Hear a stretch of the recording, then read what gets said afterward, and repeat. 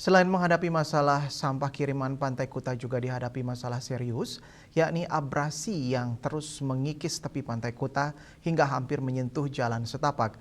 Abrasi ini sudah berlangsung lebih dari 2 bulan.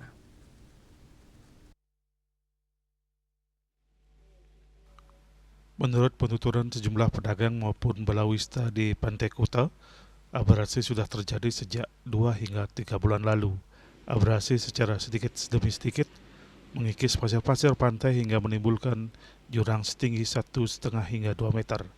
Abrasi yang cukup luas ini paling parah terjadi dari pintu masuk utama Pantai Kuta ke selatan hingga di gedung shelter kebencanaan Baruna, yang menyebabkan munculnya jurang di depan lapak-lapak pedagang yang cukup dalam, bahkan hampir menyentuh jalan setapak yang berjarak kurang lebih 1 hingga 2 meter dari bibir abrasi.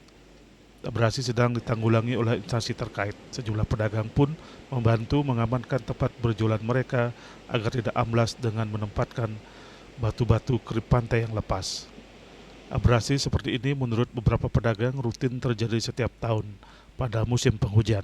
Ombak besar yang tinggi setiap tahun memang kerap menghantam Pantai Kuta dan menyebabkan abrasi, dan abrasi kali ini terbilang cukup parah. Para pedagang berharap pemerintah daerah segera melakukan perbaikan agar wajah Pantai Kuta kembali indah seperti dulu. Sampah dan abrasi ini membuat wajah Pantai Kuta sangat berbeda.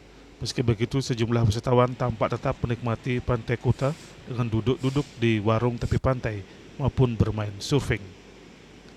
Ria Sobali TV.